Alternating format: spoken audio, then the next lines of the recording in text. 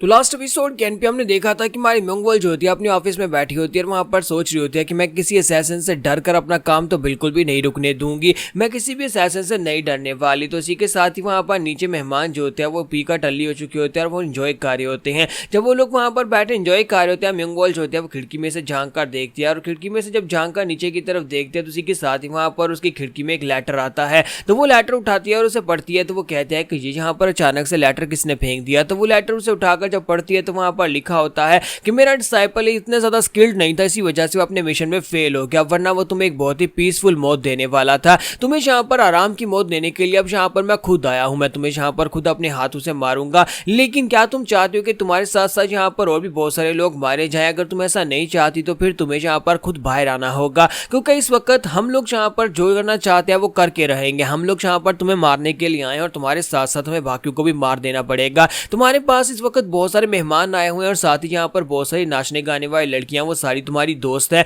हो सकता है तुम्हारी फैमिली की हों, लेकिन हम लोग उन सभी को मार डालेंगे अगर तुम खुद यहाँ पर नीचे नहीं आती। हमें यहाँ पर सिर्फ तुम्हारी सुपारी मिली और हमें यहाँ पर एक्स्ट्रा काम करने में कोई दिक्कत तो नहीं है, लेकिन जब एक्स्ट्रा काम के पैसे नहीं मिलते तब हमें बहुत ज्यादा गुस्सा आता है और जब हमारा मिशन फेल होता है तब हमें और भी ज्यादा गुस्सा आता है। इसी वजह से हम तुम्हें यहाँ पर एक आखिरी वार्निंग दे रहे हैं, अगर तुम इन लड़कियों की जान बचाना चाहती हो और जहाँ पर जितने मेहमान आए उन सभी लोगों की जान बचाना चाहती हो तो चुपचाप जल्दी से बाहर निकलो, अपने गार्ड्स को साथ लेकर मत आना, उसी माउंटेन के ऊपर आ जाओ जिस माउंटेन के ऊपर मेरा डिसाइपल मिशन में फेल हुआ था।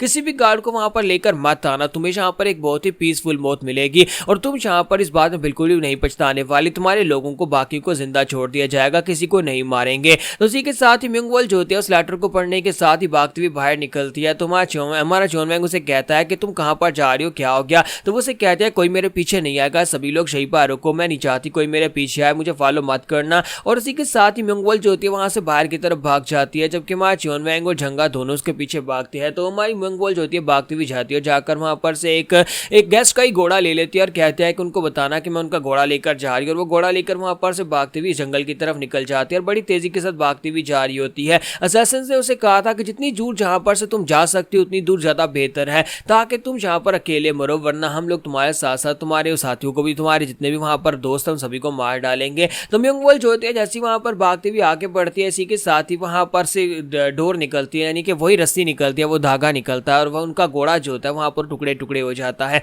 उस बेचारी के घोड़े को काट देते हैं और हमारी मंगवल को रस्सी के अंदर बांध लेते हैं और मंगवल जो होती है बेचारी बुरी हालत में वहां पर गिर जाती है। लेकिन इसी के साथ ही जैसी मंगवल की बॉडी धागे साथ कटने लगती है, मास्टर हान यांग वहां पर बीच में आ जाते हैं और असैसिन के ऊपर अटैक करता है, जिसकी वजह से होंगवान जो होता है वो जंप करते हुए पीछे की तरफ फट जाता है। तो इसी के साथ ही वो उसे कहता है कि देखो तो जरा, यहाँ पर मैंने सुना था कि असैसिन्स तुम्हारे पर अटैक कर रहे हैं, जो तो वाकई में असैसिन्स हैं। तो मास्टर हान यांग जो होते हैं मंगवल को बचाने के बाद वहीं पर उसके सामने खड़े हो जाते हैं और साथ ही अपनी एनर्जी को रिलीज करते हैं। जब अपनी एनर्जी को रिलीज करते हैं तो असैसिन्स जो होते हैं अपनी पावर्स को यूज करते हुए अपने आप को वहां पर डिफेंसिव मोड में ले आते ताकि वो एनर्जी के साथ अपने आप को बचा सकें। तो मास्टर हान यांग कहता है कि देखो तो जरा, मुझे लगता है कि ये कोई आम से असैसिन नहीं है बल्कि प्रोफेशनल्स हैं और इनके साथ फाइट करने में काफी ज्यादा दिक्कत हो सकती है। इसी वजह से मेरा लिटिल पपी जो था वो यहाँ पर इससे फाइट करने में हार गया था, क्योंकि ये कोई आम सा असैसिन नहीं है। यानी अगर देखा जाए तो उसका मास्टर भी काफी ज्यादा स्पेशल है और उसका डिसाइपल भी, अगर यहाँ पर फेल भी हुआ है तभी वो यहाँ पर दोबारा से उसे हराने की पूरी पावर रखता है। मास्टर हान यांग कहते हैं कि मुझे लगता है कि ये बड़े वाला जो मास्टर है वो मास्टर होंगवान के बारे में बात कर रहा था और कहता है कि इसको देखो जरा, इसकी बॉडी के अंदर से कितना पावरफुल ऑरा निकल रहा है।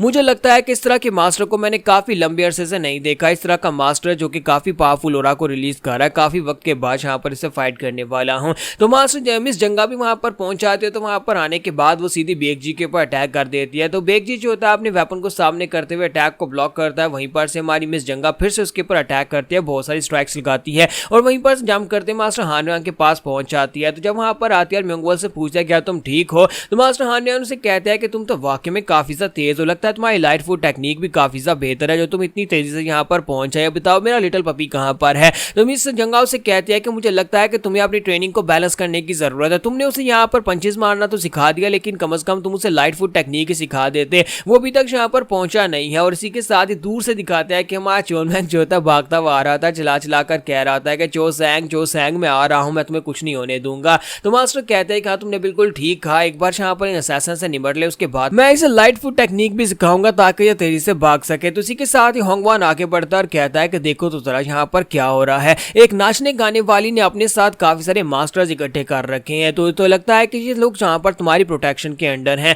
मैं जहाँ पर यही सोच रहा था कि हाय मेरा डिसाइपल यहाँ पर फेल क्यों हो गया, मेरा डिसाइपल से मैंने पहला सोलो मिशन दिया था वो यहाँ पर क्यों फेल हो गया है। असल में यहाँ पर बात ये नहीं थी कि वो फेल हो गया, असल में बात ये थी कि उसका जो ओपोनेंट था वो काफी ज्यादा तगड़ा था, यानी उसके साथ यहाँ पर किसी और के साथ उसका मुकाबला हुआ था। तो वो कहता है कि हालांकि हमें यहाँ पर कोई दिक्कत नहीं होती, हम लोग एक्स्ट्रा लोगों को भी मार सकते हैं, लेकिन जब हमें पैसे नहीं मिलते तो फिर हमें काफी ज्यादा गुस्सा आता है। यानी कि हमारा असैसिन्स का काम ऐसा होता है कि हम चुपके से मारते हैं और फिर चले जाते हैं। हम एक ही टारगेट के पैसे लेते हैं और एक ही टारगेट को मारते हैं, लेकिन कई बार ऐसा होता है कि हमें यहाँ पर एक से ज्यादा टारगेट्स को एलिमिनेट करना पड़ता है। जैसे कि अब यहाँ पर एक टारगेट को मारने के लिए 3 को एक्स्ट्रा मारना पड़ेगा, लेकिन तुम तीनों को यहाँ पर बहुत ही खूबसूरत मौत दी जाएगी। अरे म्योंग वालों से कहती है अपनी बकवास बंद करो, कौन सी खूबसूरत मौत, कोई मौत खूबसूरत नहीं होती और तुम बस यहाँ पर बेवकूफों की तरह बकवास किए जा रहे हो। और मैं यहाँ पर आज बिल्कुल भी नहीं मरने वाली, मेरा मरने का समय नहीं हुआ, अभी तो मुझे यहाँ पर बहुत ज्यादा काम करने और मैं तुम्हारे जैसे अजीब मास्क पहने हुए लोगों के हाथ से बिल्कुल भी नहीं मरूंगी। और साथ ही खुद वो यहाँ पर जंगा के पीछे छुपी हुई होती है और कहती है कि देखती हूँ कि तुम यहाँ पर मेरा क्या ही उखाड़ लेते हो।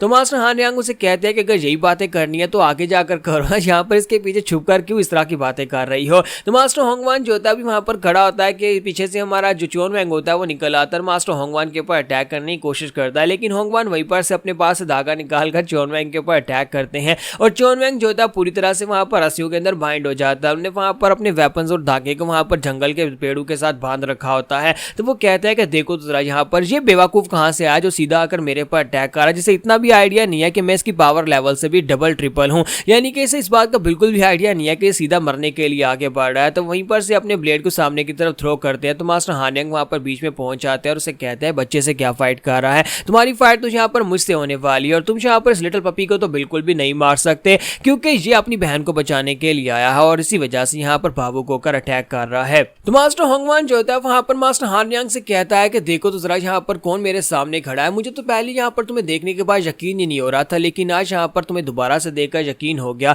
लगा था कि इतने सालों के बाद तुम यहाँ पर मर चुके होगे लेकिन तुम तो अभी तक जिंदा हो। तो मास्टर हानयांग उसे कहते हैं क्या हम लोग एक दूसरे को जानते हैं। तो मुझे कहता है कि हम लोग पर्सनली एक दूसरे को तो नहीं जानते, लेकिन मैंने तुम्हें यहाँ पर काफी अर्सा पहले देखा था एक बैटलफील्ड के ऊपर, मैं तुम्हारे बारे में काफी कुछ जानता हूँ, मैं जहाँ पर तुम्हारे बारे में ये जानता हूँ कि तुम किस किस्म के इंसान हो, मैं तुम्हारे टाइटल के बारे में भी जानता हूँ, तुम्हें बैटलफील्ड का स्ट्रे डॉग कहा जाता था। आज से काफी अर्सा पहले यानी आज से काफी 50 साल पहले तुम यहाँ पर बैटलफील्ड के ऊपर एक स्ट्रे डॉग की तरह हुआ करते थे, जिसे यहाँ पर कहा जाता था कि एक ऐसा जनरल जो कि अपने सामने आने वाले हर किसी को मार डालता है, फिर चाहे उसके अपने सोल्जर्स के सामने क्यों ना आ जाए, जो भी उसके सामने आएगा वो जरूर मरेगा। तुम एक ऐसे इंसान थे जो यहाँ पर किसी को भी नहीं छोड़ते थे, तुम्हारे पास यहाँ पर 2 टाइटल थे, तुम्हें यहाँ पर किंग ऑफ वार और साथ में फिस्ट किंग भी कहा जाता था। तो जैसे यहाँ पर फिस्ट किंग का टाइटल सामने आता है तो हमारी जंगा भी हैरान हो जाती है और कहती है क्या इसने भी यहाँ पर फिस्ट किंग कहा। तो हमारे फिस्ट किंग यानी कि हमारे मास्टर हानयांग चलाकर उसे कहता है कि लड़की यहाँ पर अपने ऊपर ध्यान दो, तुम्हें ध्यान भटकाने की जरूरत नहीं है, तुम्हारे पर अटैक होने वाला है। तो दूसरा असैसिन जो होता है बेगजी उसके ऊपर अटैक करने के लिए आगे बढ़ता है।